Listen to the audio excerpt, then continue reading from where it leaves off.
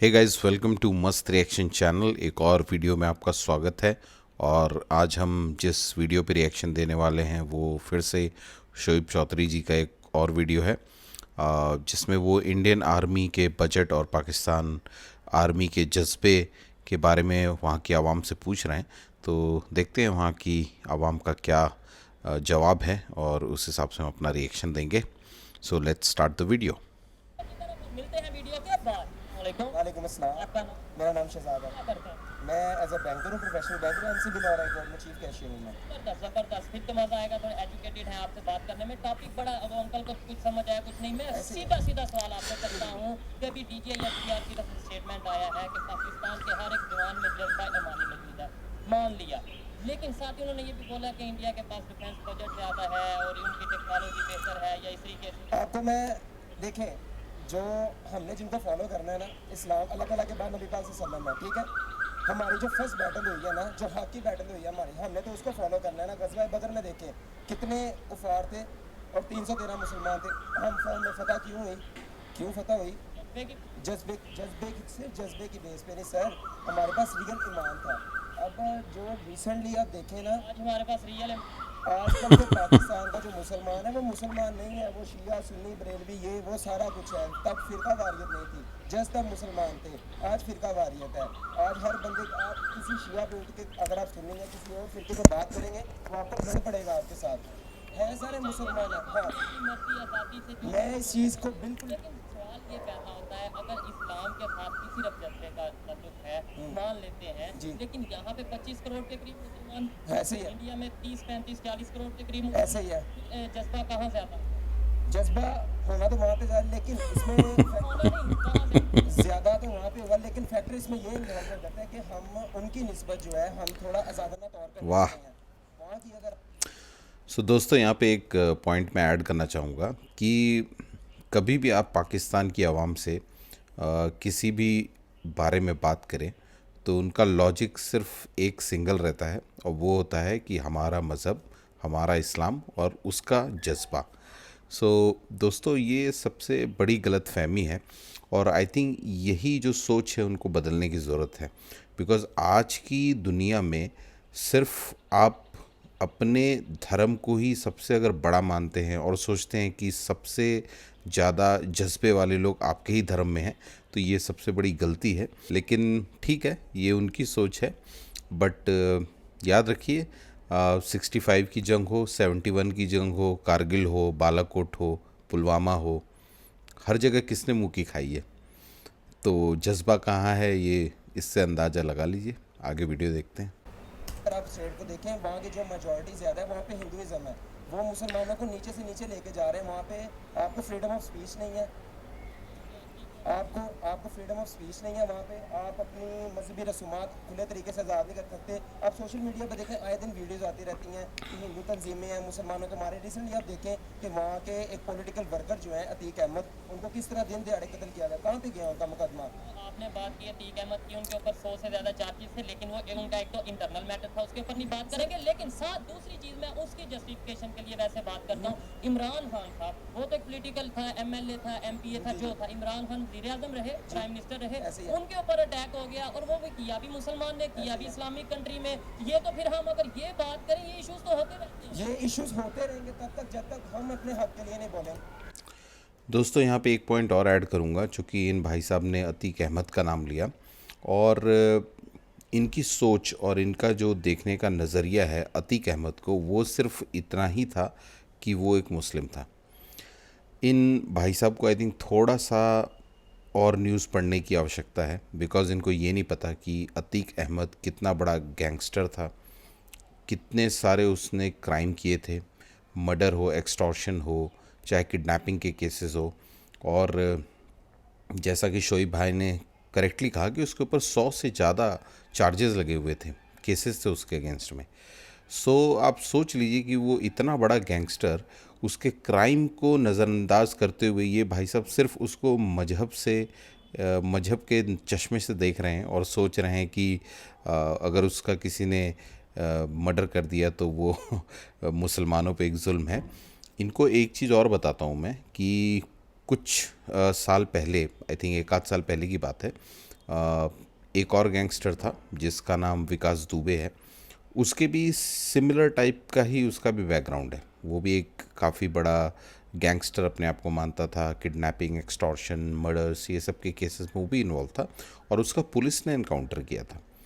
सो यहाँ पे धर्म के आधार पे किसी को मारा नहीं जाता है कि कोई अगर गलत करेगा तो उसका नतीजा वही होगा जो अतीक अहमद का हुआ, चाहे जो विकास दुबे का हुआ। सो सोच बदलने की ज़रूरत है, नज़रिया बदलिए। हर चीज़ में अगर आप धर्म को लाएंगे तो डेफिनेटली समाज और दुनिया में पीछे ही रह जाएंगे, कभी आगे नहीं बढ़ पाएंगे। आप बैंक में जॉब करते हैं, लेकिन मुझे लग नहीं रहा कि आप कभी मदरसों वाली सोच से बाहर निकल के कुछ सोच भी पा रहे हैं। आगे देखते हैं वीडियो। हम ये तो नहीं कह सकते कि वहाँ पे मुसलमान के ऊपर अटैक हुआ, वो उनका इंटरनल मैटर था। उससे पहले वहाँ पे हिंदू भी ऐसे गुंडे मौजूद थे जिनके ऊपर ऐसे ही अटैक हुआ, इनकाउंटर हुआ। वो आपकी बात ठीक है, लेकिन अब प्रेजेंट टाइम में देखिए ना, थोड़ा सा ज़्यादा पीछे ना जाए, थोड़ा सा पीछे जाएंगे ना जब आप, तो आप उन वाक़यात को उठा के देखिए, ज़्यादा टारगेट ही मुसलमानों को किया जा रहा है, नस्लकशी की जा रही है, ज़्यादा से ज़्यादा उनको रोकने की कोशिश की जा रही है। वो ऐसे हमें मुसलमानों को अपना एक दुश्मन करार दे रही है। अच्छा, आप थोड़ा सा रिसर्च करिएगा, टॉपिक बड़ा इंटरेस्टिंग था, आपके साथ गपशप हो रही है, सिर्फ 2 मिनट लेंगे। आप ये बताएं, जब 1947 में पाकिस्तान अलहदा हुआ हिंदुस्तान से, यहाँ पर हिंदुओं की क्या तादाद थी? अगर रेशो की बात करें, कितने परसेंट थे यहाँ पर हिंदू मौजूद? कुछ यहाँ आइडिया? पे ज़्यादातर मेजॉरिटी हिंदुओं की थी सर। नहीं, जब यहाँ पे जो रह गए वो तकरीबन 14 से 15% है, 14 हाँ से जी, 15%। बिल्कुल थोड़ी सी आज रेशो वो है। 1% की मुश्किल से है या 2% मुश्किल से है, ये मैं मुश्किल से कह रहा हूँ। इंडिया में उनकी मुसलमानों की तादाद दिन ब दिन बढ़ रही है। लेकिन सर उनको उनके राइट्स ही नहीं मिल रहे, तो आप कह रहे थे अभी आप कहते हैं नस्लकशी हो रही है, उनकी वो तादाद आपकी बात ठीक है, मैं कह रहा हूँ उनको लिमिटाइज किया जा रहा है, उनको आगे बढ़ने के मौके नहीं दिए जा रहे, रह तो वो रहे हैं। पूरी दुनिया हाँ में, जी। इंडोनेशिया के बाद पूरी दुनिया में कौन सा ऐसा कंट्री है जिसमें मसाजिद ज़्यादा है, मस्जिदों की तादाद ज़्यादा? तो सर मेरे ख्याल से तुर्की है, मुझे कंफर्म नहीं पता। मेरे ख्याल से इंडिया, इसके ऊपर आप भी जाके सर्च करिएगा। मैं मैं दोस्तों, कई बार ऐसे लोगों के जब हम कमेंट सुनते हैं जहाँ पे उनको न तो कोई नॉलेज है, न तो वो कभी, मेरे को लग रहा है, वर्ल्ड न्यूज़ देखते हैं, और न कभी वो इस चीज़ को जानने की कोशिश करते हैं कि सच्चाई क्या है। ऐसे लोगों के जब आप कमेंट सुनते हैं सोशल मीडिया पे, यूट्यूब पे, तो अंदर से बहुत ही दुख होता है। और यही कारण है कि पाकिस्तान आज की डेट में आगे नहीं बढ़ पा रहा है, क्योंकि वहाँ पे एक 10 15 20 साल से जो नैरेटिव चला आ रहा है, बल्कि बहुत पुराना नैरेटिव है ये इंडिया के अगेंस्ट में, वो पीढ़ी दर पीढ़ी चलते ही जा रहा है। ये लोग ये नहीं सोच पा रहे हैं कि इंडिया कितना आगे बढ़ चुका है, इंडिया की सोच बहुत आगे बढ़ चुकी है। इंडिया में हिंदू मुस्लिम करने वाले अब बस बहुत चंद लोग रह गए हैं, और आम जनता तो उन पे ध्यान भी नहीं देती है। और मुसलमानों के लिए भी उतनी ही अपॉर्चुनिटी है जितनी हिंदुओं के लिए है। और इतने बड़े बड़े इंडस्ट्रियलिस्ट आज की डेट में इंडिया में मुस्लिम्स हैं, और मुझे बड़ा दुख होता है जब ये भाई साहब इस तरीके की बातें कर रहे हैं कि वहाँ पे मुसलमानों को दबाया जा रहा है, उनको उनके हक नहीं दिए जा रहे हैं। तो मुझे लगता है कि आप इसी सोच में रहिए, इसी सोच में अपनी ज़िंदगी गुजारिए। हिंदुस्तान को कुछ फ़र्क पड़ने वाला नहीं है। हिंदुस्तान का मुसलमान बहुत खुश है और हिंदुओं के साथ कंधे से कंधा मिला के आगे बढ़ रहा है। और एक दिन आएगा जब आप लोग गर्त में जाएंगे, चाइना आपको पूरी तरह से कैप्चर कर लेगा, और उस दिन आपको अकल आएगी कि ये धर्म के चश्मे से निकल के बाहर अगर एजुकेशन, हेल्थ और अपनी जो नई पीढ़ी है उसको एक नई सोच दिए होते, तो शायद पाकिस्तान एक अलग और अच्छा मुल्क बन के निकलता। तो बहुत बधाई, आप रखिए सोच अपने पास, बढ़ते रहिए इसी सोच से आगे। आगे देखते हैं वीडियो। ज़रूर करूँगा इंशाल्लाह। अच्छा, अब बात ऐसी टॉपिक की तरफ वाइंड अप करते हैं। आप शायद ड्यूटी पे होंगे या जाना होगा। मुझे ये बताएं, सिर्फ जज्बे की बेस पे हम सुपर पावर बन सर जी बन तो सकते हैं, लेकिन अगर अंकल को ऐड कर दें, सिर्फ जज्बे की बेस पे हम कोई काम कर सकते हैं? प्रैक्टिकली मेहनत ना करें, कोई टेक्नोलॉजी के ऊपर वर्क ना करें, कुछ ना करें, तो सिर्फ जज्बे की ईमानदारी से काम करें सब कुछ हो सकता है। ईमानदारी से काम करें सब कुछ हो सकता है सर। ईमानदारी तो सबसे पहले है, लेकिन हमें साथ एजुकेशन के ऊपर, साथ हेल्थ के ऊपर काम करने। सर हर चीज़ पे काम, जब हम ईमानदारी से काम चलने की कोशिश करेंगे, फिर हम हर एक चीज़ को 1 बाय 1 ठीक कर लेंगे। मेरा ये पॉइंट है। कि जब हम ईमानदारी से मुखलसी के साथ मैं कहूँगा ना कि मैंने ये काम करना है, तो मैं ये भी करूँगा आगे मुझे जब मेरा ये मिशन माइंडसेट बन जाएगा ना कि मैंने गलत काम को ठीक करना है, मैं एक काम को ठीक करूँगा, नेक्स्ट मुझे कोई गलत काम नजर आएगा मैं उसे भी ठीक करूँगा, करते करते करते करते भाई तो अपनी सोच भी ठीक कर ले और ये चश्मा जो है मजहब वाला इसको निकाल के फेंक दे। बस तू इतना ही कर, उसके बाद देख तू अपने में चेंज लाएगा, तेरे आजू बाजू वाले 10 लोग चेंज में आ जाएंगे। ठीक है, तो फिलहाल इतना ही कर तू, तेरे लिए भी अच्छा है, तेरे मुल्क के लिए भी अच्छा है और हमारे लिए भी अच्छा है एक्चुअली। करते चेंज आ जाएगा। लेकिन पाकिस्तान का बुनियादी मसला पता है क्या है कि यहाँ पे हमारे अंदर ही कुछ ऐसे ताकतवर बासर लोग मौजूद हैं जो चाहते हैं कि कभी भी मुल्क के हालात ठीक ना हो। इससे तो मैं 100% एग्री करता हूँ और यही मेरा रोना है कि भाई अपने घर को ठीक करो। सर उनको हाथ डालने के लिए कोई तैयार नहीं है, चाहे वो आपका जोन सा मर्जी बंदा हो। अंदर मिली भगत है, सब कुछ चाह रहे हैं, अमीर अमीरतर होता जा रहा है, गरीब की कोई जिंदगी नहीं है। तो फिर हम इल्जाम दूसरों पे क्यों लगा देते हैं, कभी अमेरिका पे, कभी इसराइल पे, कभी इंडिया पे? नहीं इन पे सर, क्यों? हम नहीं अपने घर पे सर, क्यों नहीं नहीं? सर, अगर हम अपने पिछले बैकग्राउंड को देखें ना तो गद्दार हमेशा मुसलमान नहीं हुआ है और ये गद्दारों की वजह से ही आज हम इस बुनियाद पे पहुंचे हैं। अपने आप को कहना मुसलमान और काम काफरों वाले, नाम का मुसलमान सिर्फ पाकिस्तान में पाया की जाता है। बात करना और दूसरी तरफ गद्दारी करना। पूरे प्लेनेट पे सिर्फ नाम का मुसलमान पाकिस्तान में पाया जाता है, प्रैक्टिकली मुसलमान बहुत कम है पाकिस्तान में। मेरा ये पॉइंट है। काम सारे सिर्फ पाकिस्तान में पाया जाता है। काम सारे गैर मजहबों वाले हैं हमारे। मुझे बहुत दुख हो रहा है ये बात करते हुए, लेकिन बात हमेशा की करनी चाहिए। ये भाई साहब ने कहा काम हमारे गैर मजहबों वाले हैं, मतलब कि दूसरे मजहब के लोग क्या गलत काम करते हैं? मतलब ये जो इनकी रग रग में और नस नस में मजहब का जो एक गंदगी भरी हुई है, अब मेरे को इस तरीके के शब्दों का यूज़ करना पड़ेगा क्योंकि ये अपनी सोच बदल नहीं पा रहे हैं और इसलिए नहीं बदल पा रहे हैं क्योंकि इनको उसी तरीके से शायद से बचपन से पढ़ाया गया है, उसी तरीके का इनको एजुकेशन मिला है जिसमें इनको इनके मजहब से ही हर चीज़ को जोड़ के देखना है। तो बड़ी अच्छी बात है, लगे रहिए।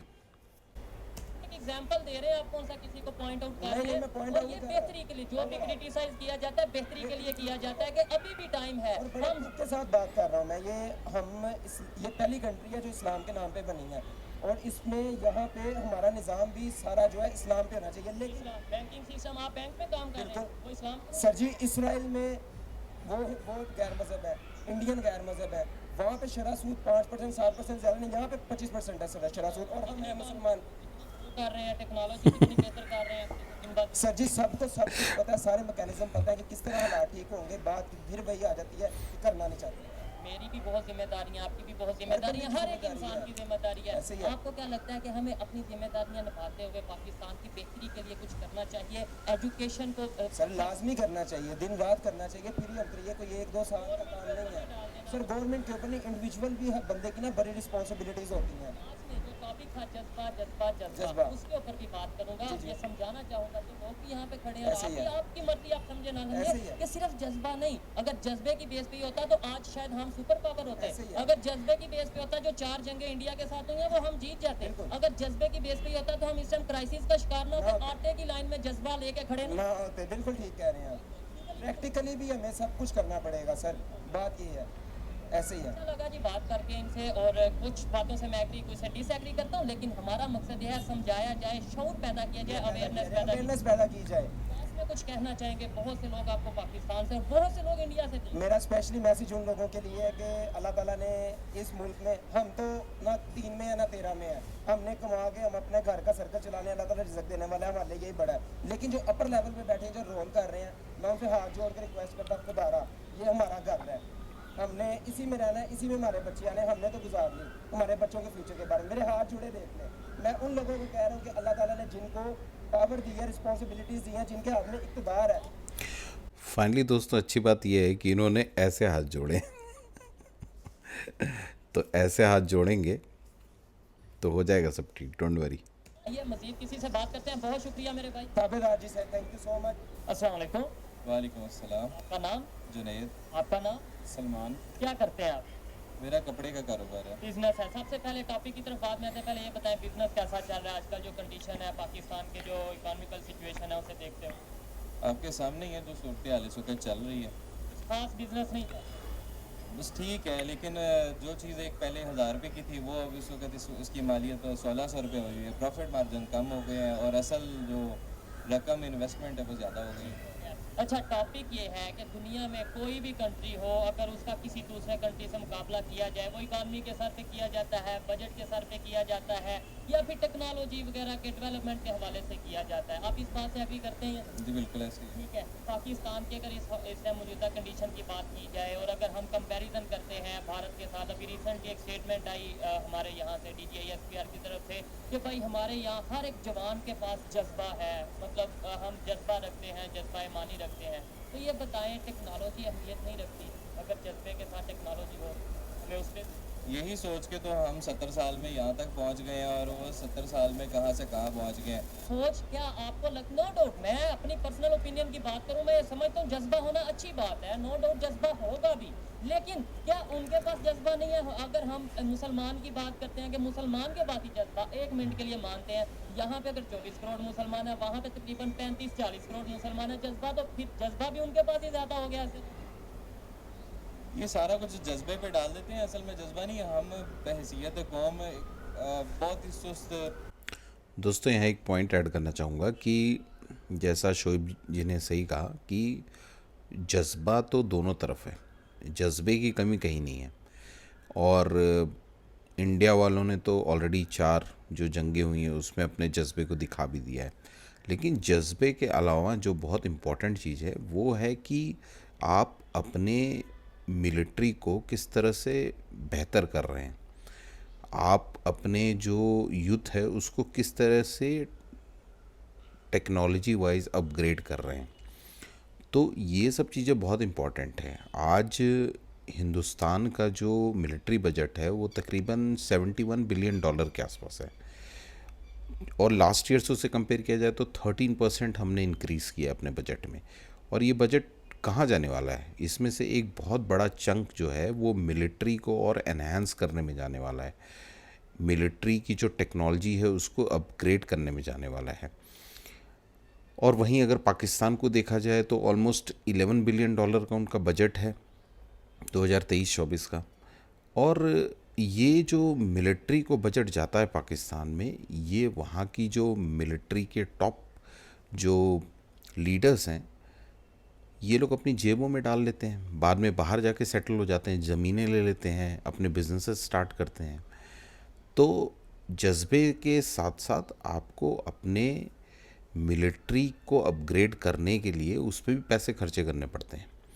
तो ऐसा नहीं है सिर्फ जज्बा ही लेकर के आप कोई भी जंग जीत जाएंगे, और जज्बे में हिंदुस्तान कहीं किसी से कम नहीं है। सो आगे देखते हैं। तो मिजाज और काहिल तरह के हम इस वक्त लोग हो गए हैं। अगर आप महसूस ना करें इस बात को, ये रियलिटी है, ये फैक्ट है हमारा इस वक्त हमारी नेशन का, कि हम काम करना ही नहीं चाहते, हम हर काम में आसानी ढूंढते हैं। और क्या वजह समझते हैं कि हम टेक्नोलॉजी की तरफ क्यों नहीं आ पा रहे, हम अपना डेवलपमेंट की तरफ क्यों नहीं आ पा रहे? हम अपनी कमज़ोरियों को ठीक करने की बजाय, बेहतर करने की बजाय, हम दूसरों के ऊपर अपनी खामियां क्यों डालते हैं? आपने अभी जैसे इंडिया की मिसाल दी है, तो इंडिया की अगर आप जो गवर्नमेंट की पॉलिसीज़ है उसकी तरफ अगर आप देखें, तो इंडिया की गवर्नमेंट पॉलिसीज़ जो हैं वो अपने अपने बिजनेसेस को फ्लरिश करने के लिए सारी आसानियाँ पैदा करते हैं। हर वो काम करते हैं, हर वो स्टेप अहेड होते हैं हमसे, जिससे वो उनकी इकोनॉमी में कुछ ना कुछ इंक्रीज़ आए, बेहतरी आए। इसी वजह से शायद उनकी इकानमी दुनिया की 5वीं बड़ी इकानमी बनी है। बिल्कुल। इस वक्त अभी आपने रिसेंट सर्वे देखा होगा, तो इस वक्त वो सबसे ज़्यादा पॉपुलेशन वाला कंट्री भी बन गया हुआ है। क्योंकि आपने इंडिया की बात की है तो उसी को ही एग्जांपल ले लें। अभी आज से अगर कोई 8 साल 6 साल 8 साल पीछे चले जाएं, जो नरेंद्र मोदी ने, उनका सूरत एक शहर है, उसको अगर आप गूगल मैप पे भी अगर आप उसको सर्च करें तो उस पर इतने ज़्यादा इस वक्त IT डेवलपर्स बैठे हुए हैं, IT हब बना हुआ है। उनका बेसिकली एक्सपोर्ट ही इतनी ज़्यादा है। यहाँ पे तो IT हब इस तरह से हमारी गवर्नमेंट के तो उस तरह से पॉलिसीज़ ही नहीं है कि जो एक एक्सपोर्ट का ये वाला लेवल के जहाँ पे हम अच्छे भले एक रेवेन्यूज जनरेट कर सकते हैं मैक्रो इकोनॉमिक्स में। यूथ बहुत ज़्यादा है, उन्हें हम हाँ। प्लेटफॉर्म दे के उनके साथ मतलब उन्हें इंगेज कर सकते हैं पाकिस्तान की बेहतरी के लिए। अच्छा, बहुत से लोगों को ये बातें बुरी लगती हैं कि भाई आप उनसे वो डेवलपमेंट की बात करते हैं कि वहाँ पे इतनी डेवलपमेंट होगी, वहाँ पे इतनी टेक्नोलॉजी हो गई, लेकिन देखें इतनी हायर पोस्ट पे अगर कोई इस तरह की स्टेटमेंट देगा कि हमारे पास जज्बा है, और उन्होंने प्रॉपरली ये कहा है कि उनके पास नो डाउट बजट ज़्यादा है, उनका पर आर्मी जो पर पर्सन है, आर्मी पर्सन है, per उन पर कैपिटा ज़्यादा है, नो डाउट, साथ ये भी क्लियर कर रहे हैं, और उनकी टेक्नोलॉजी ज़्यादा है, बेहतर है, फिर भी हम साथ ये कहते हैं कि हमारे पास जज्बा है। हमें ये नहीं कहना चाहिए था कि भाई हमें टेक्नोलॉजी पे भी वर्क करना है, हमारे पास जज्बा है, हमें टेक्नोलॉजी पे भी वर्क करना है। सही बात ये है। स्टेटमेंट नहीं इस सिर्फ जज्बे को क्या करना है जब तक आप कैपेबल ही नहीं है, आप चाहते ही नहीं है कि आप काम करें, आप चाहते ही नहीं, आपकी गवर्नमेंट ही नहीं चाहती कि आप काम करें। वो इस वक्त तो टिपिकल जो इस वक्त के जो माहौल बना हुआ है हमारा इस वक्त पाकिस्तान का ओवरऑल अगर देखा जाए तो ऐसे ही लगता है जैसे गुजरों की और रानों की लड़ाई हो गई है और वो एक दूसरे पे FIR और FIR हो रहे हैं और किसी को भी आम आवाम का पता ही नहीं है। और अगर इंटरनेशनल लेवल की बात आती है तो हम अपनी गलती किसी और पे डाल देते हैं। आप इसके ऊपर कुछ कहना चाहेंगे कि क्या वजह है हमारी यूथ इस चीज़ को क्यों नहीं सोच पा रही, समझ पा रही कि भाई हमें टेक्नोलॉजी के ऊपर वर्क करना है, हमें नो डाउट जज्बा है, अच्छी बात है, लेकिन टेक्नोलॉजी के साथ भी वर्क करने की जरूरत है। भाई आजकल तो देखा जाए सब अपनी अपनी जेबें बढ़ने में लगे हैं, मसरूफ़ हुए हुए हैं। कोई बंदा नहीं ये सोचता गरीब बंदे का सोचते हैं, सब हर बंदा अपना अपना ही सोच रहा है इस टाइम पे। ठीक हो गया अपना। अच्छा, ये सोच बदल सकती है या नहीं आपके? बिल्कुल बदल सकते हैं। ये कुछ काम होते हैं जो नीचे से शुरू होते हैं, मतलब इनफरादी तौर पे हर बंदा अपने आप को सोचता है, सही है। मतलब हम जी जी लेकिन कुछ चीज़ें होती हैं जो आपका गवर्नमेंट लेवल से, आपके गवर्नेंस से, आपको जो पॉलिसीज़ आपको अगर कोई ब्राइट पॉलिसीज़ नज़र आती है ना कि मैं IT डेवलपर हूँ, अगर फॉर एग्जांपल मैं IT डेवलपर हूँ और मैं अपना को IT मैं एक सॉफ्टवेयर हाउस बनाना चाहता हूँ, तो मुझे कोई इस तरह की कोई ब्राइट पॉलिसीज़ नज़र आए कि अगर गवर्नमेंट मुझे फैसिलिटेट करे कि आपको लोन चाहिए आप लोन ले लें, आपको अगर कोई और फैसिलिटीज़ चाहिए लेकिन आप IT डेवलपमेंट में आप अपना जो है अपना जो हिस्सा भी डालें, आपकी हाँ, फील्ड है उसके कुछ अंदर भी हम आपको कंट्रीब्यूट प्लेटफॉर्म करें, कुछ भी कंट्रीब्यूट करना चाहते हैं तो आप करें, आपको गवर्नमेंट आपके साथ है, आपको पॉलिसीज़ में देगी, आपकी पेमेंट टर्म्स जो आपको बाहर से कोई रेमिटेंस आनी है उसमें आपको सहूलियात दी जाएंगी। जैसे रोशन डिजिटल अकाउंट एक टाइम पे खुला था, उससे बड़ा फ़ायदा हुआ था पाकिस्तान में, लेकिन चूँकि अभी फिर वही बात है कि इस वक्त तो उनका जो डिलेमा ऑफ द नेशन हमारा ये है कि वो आपस में ये उनकी लड़ाइयाँ चल रही हैं कि मैंने प्राइम मिनिस्टर बनना है और मैंने वो स्पीकर बनना है और मैंने ये बनना है और मैंने वो बनना है, तो उसमें आम बंदे के लिए पॉलिसीज़ बनाना वो क्या करेंगे, वो कुछ भी नहीं बहुत कर मुश्किल होता जा रहा है। हम आपस की लड़ाइयों में मसरूफ हैं, दुनिया बहुत तेजी से ग्रो करती जा रही है और हमें इस चीज़ का शायद अभी एहसास नहीं हो रहा, हमें इस चीज़ का एहसास दिलवाया नहीं जा रहा, लेकिन मैं कहता हूँ अभी भी वक्त है कि हम उठे, टेक्नोलॉजी पे वर्क करें, IT पे, हेल्थ पे, एजुकेशन पे वर्क करें, पाकिस्तान को आगे लेकर जाएं। अदरवाइज हम फिर जज्बा तो रखेंगे लेकिन खाने के लिए शायद रोटी नहीं रखेंगे। ये बातें कुछ को बुरी लगे, कुछ को अच्छी लगे, लेकिन ये मेरी पर्सनल ओपिनियन थी। और आप एक और चीज़ मैं ऐड करना चाहता हूँ, जब आती है बात इंतखाबात की और उसमें कहा जाता है कि नौजवानों की तादाद बहुत ज़्यादा है जो कि PTI सपोर्टर्स हैं या किसी भी जमात के सपोर्टर्स हैं, तो सिर्फ इंतखाबात की हद तक तो नौजवानों को मलूज़ खातिर रखा जाता है कि इस वक्त इतने नौजवान जो हैं वो वोट देने के लिए अहल हैं और वो देंगे। कभी ये नहीं सोचा जाता कि नौजवानों के लिए अगर IT डेवलपमेंट या टेक्नोलॉजी को सामने रखते हुए इस वक्त हमारे पाकिस्तान के सबसे टॉप ऑफ द लाइन जो सॉफ्टवेयर डेवलपर्स हैं वो पाकिस्तान के हैं। हमारा अमेज़ॉन दुनिया में बिल्कुल जो पाकिस्तान के जो डेवलपर्स हैं वो टॉप ऑफ द लाइन है इस वक्त। दोस्तों पता नहीं ये डेटा ये कहाँ से लेके आए हैं, बट मुझे नहीं लगता कि पाकिस्तान के developers top of the line है एट प्रेजेंट। और अगर मैक्सिमम सॉफ्टवेयर डेवलपर्स की बात की जाए तो उसमें जहाँ तक मुझे लगता है इंडिया डेफिनेटली कहीं ना कहीं रैंक कर रहा होगा, बिकॉज़ हमारे यहाँ से 2 से 3 मिलियन सॉफ्टवेयर डेवलपर हर साल निकलते हैं। और जितनी भी बड़ी IT कंपनीज हैं, आप भी देख ही रहे हैं कि इंडियंस वहाँ पे काफ़ी टॉप पोजीशंस पे हैं। सो इंडिया, चाइना प्रोबेबली ये लोग हो सकते हैं, बट पाकिस्तान तो मुझे नहीं लगता कहीं स्टैंड भी करता है।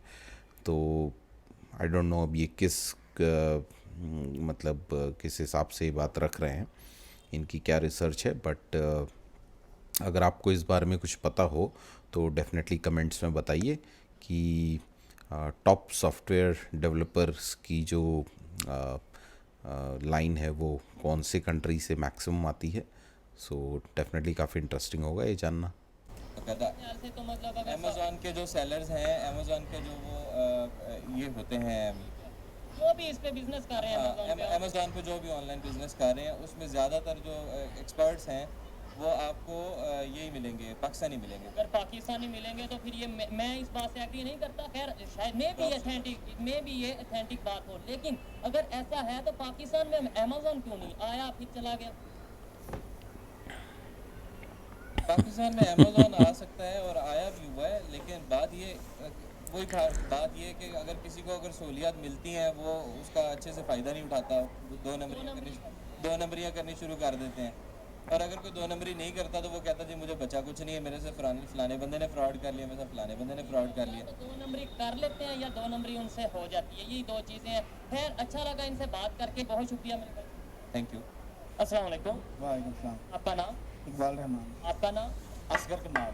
सर साहब क्या करते हैं आप? मैं हाई कोर्ट में काम करता हाई कोर्ट में होते हैं, ठीक है। जिस टॉपिक पे हम वीडियो रिकॉर्ड कर रहे हैं, मुझे ये बताएं पाकिस्तान की जो इस टाइम सिचुएशन है, अगर बात करें टेक्नोलॉजी की, डेवलपमेंट की, आपको लगता है कि सिर्फ जज्बे की बेस पे कोई भी कंट्री आगे ग्रो कर सकती है? हूँ। देखें ये इस बात पे अगर आप बात करते हैं तो चाइना हमारा दोस्त है, वो हमारे साथ सारा कंट्रीब्यूशन कर सकता है, लेकिन हमारी जो हुकूमत है वो इस वक्त जिस हालात में गुजर रही है वो हमें नहीं लग रहा कि इस मुल्क पे कंट्रोल कर पाएगी। महंगाई पे भी जो लोग इतने परेशान हैं, आवाम परेशान है, गरीब लोग, ये मुझे नहीं लग रहा कि ये हुकूमत कंट्रोल कर पाएगी। रिसेंटली अभी एक स्टेटमेंट आई है DGSPR की तरफ से, जिसमें उन्होंने ये बोला है कि हमारे हर एक जवान में जज्बा मौजूद है, जज्बा अमानी मौजूद है। और नो डाउट अगर भारत की बात करें, उनका डिफेंस बजट ज़्यादा है, उनके देखिए- पास सब कुछ ज़्यादा है, लेकिन हमारा जी देखें हमारी ये असल में हमारी मुसलमान कौम में वैसे ही जज्बा बहुत ज़्यादा है, इंशाल्लाह हमेशा रहेगा।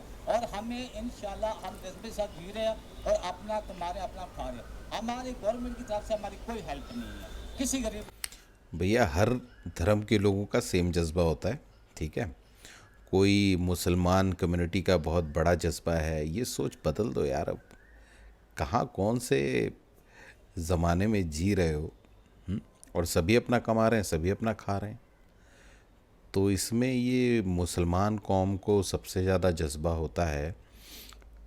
मैं तो बस एक ही बात कहूँगा कि थोड़ा सा अपना बैकग्राउंड चेक करा लीजिए और पता लग जाएगा आपको कि आपके पूर्वज कौन थे और फिर कैसे आप लोग कन्वर्ट हुए। तो इतना ही जज्बा था तो अब तक आप वही रहे होते जो असल में आप लोग हैं, लेकिन हुए ना कन्वर्ट। तो जब कन्वर्ट हो गए तो उस समय नहीं था लड़ने का जज्बा। सोचिए इस बात को। लेकिन चलिए खैर वो अलग बात है, अब तो आप जो हैं सो हैं, लेकिन सोच बदलिए। ये जो आपका ब्रेन वॉश किया गया है ना पिछले 5-6 जनरेशन से, यही सोच आप लोगों को पीछे लेके जा रही है। तो ज़रा सोच बदलिए और दुनिया को अब अलग नज़रिए से देखिए, वरना बहुत पीछे रह जाएंगे। मुसलमान के साथ जज्बे की बात करें, अगर लिंक जज्बे का मुसलमान के साथ है तो इंडिया में भी तो 40 करोड़ या 35 करोड़ मुसलमान है, फिर इस हिसाब से उनके इंडिया में ज़्यादा जज्बा। देखो उनके हुक्मरान देखे वो इंडिया की है, इसलिए उनको दावे में रखा जा रहा है। हम तो इंडिपेंडेंट है ना, हम तो इंडिया के जो मुसलमान है हम तो इंडिपेंडेंट इस्लामी ममालिक में आते हैं ना। हिंदुस्तान के मुसलमान को ये कह रहे हैं कि दबा के रखा जाता है, और आटे और इसकी लाइन में कौन लग रहा है भाई साहब? तो अब आप सोच लीजिए आपके हुक्मरान क्या कर रहे हैं। यहाँ पे तो वैसे सिचुएशन है नहीं, यहाँ पे तो सबको इक्वल अपॉर्चुनिटी है। इतने बड़े बड़े इंडस्ट्रियलिस्ट हैं जो मुस्लिम हैं, अजीम प्रेमजी को देख लीजिए। तो ये जो सोच है बदलिए। हमारे यहाँ अब्दुल कलाम भी हुए हैं जिनकी रिस्पेक्ट आज भी है, लेकिन आपके यहाँ ज़रा एक हिंदू लीडर का नाम बता दीजिए। आप ज़रा एक ऐसे हिंदू व्यक्ति का नाम बताइए जिसको आप लोग बहुत ही प्राउड से देखते हो। तो कहाँ किसको दबाया जा रहा है ये बात मत बताइए, क्योंकि फिर उसमें तो इतने सारे आपके चिट्ठे खुल जाएंगे कि तब आपको अपनी असलियत समझ में आ जाएगी। हम तो किसी मुल्क में नहीं आते। तो लगता है कि आप यहाँ पे आज़ाद हैं, बिल्कुल वो आज़ाद नहीं। इंडिया में वो ज़्यादा। वाह। अच्छा, इस्लाम के साथ जज्बे का कंसेप्ट सिर्फ इस्लाम के साथ है या देखें, इस्लाम के साथ भी है और बाकी हर ममालिक से तल्लुकात होनी चाहिए, हर मुल्क से होने चाहिए। ये नहीं कि हम किसी मुल्क को ये कहते हैं कि वो अच्छा नहीं। अभी देखो हर इंसान जो मुल्क है, हर कंट्री जो है अपना वो करती है अपना, लेकिन हमें पाकिस्तान में किस चीज़ की कमी है? हम हर चीज़ पूरी कर सकते हैं। चीज़ हमारे पास यहाँ मौजूद है, ऑयल हमारे पास वाफर है, हमारे पास इकॉनमी हमारी बेहतर है, सही है? हाँ जी, बिल्कुल ऐसे ही होगा। नहीं सर, ऐसा नहीं है। एक देखो, जो आपने क्वेश्चन किया ना, वो आपने गलत, जो जैसे मुझे मैंने और माइंड में था, लेकिन वो ठीक आपकी बात है। बेचारा बोल ही नहीं पा रहा है। पाकिस्तान में ऐसे, पाकिस्तान में हर एक देखिए चीज़ मौजूद है, वसाइल, लेकिन वसाइल मौजूद है, लेकिन काफी बिगाड़ है। लेकिन उन्हें हम प्रॉपर यूज़ नहीं ना कर रहे, उनसे फ़ायदा नहीं उठा रहे, पाकिस्तान बिल्कुल। को आगे नहीं लेके जा रहे, पाकिस्तान नीचे से नीचे आ रहा है। मेरा ये हाँ जी, बिल्कुल ऐसे ही है, बिल्कुल पाकिस्तानी से हो गया। ऐसी चीज़ पे हम ऐसी जिस सिचुएशन में हम मौजूद हैं, हमें टेक्नोलॉजी पे गौर करने की ज़रूरत है, एजुकेशन पे गौर करने की ज़रूरत है, या हम ये कहते हैं कि देखो, जज्बा बहुत है, जज्बे के खिलाफ। हमारे जो बच्चे हैं, देखो आपके भी, हमारे सबके सभी के हैं, तो हमें बिल्कुल एजुकेशन पे बहुत ध्यान देना चाहिए। और इसको बल्कि जो बुक्स पहले मिलती थी ना 10 रुपए की, अब वो 60-70 रुपए की मिल रही है। सो दोस्तों, आज का वीडियो यहीं एंड करते हैं। आशा करता हूँ आपको आज का भी वीडियो पसंद आया होगा। अपना कमेंट सजेशन दीजिए, लाइक कीजिए, ज़्यादा से ज़्यादा लोगों के साथ शेयर कीजिए और कीप वॉचिंग मस्त रिएक्शन चैनल। नमस्कार।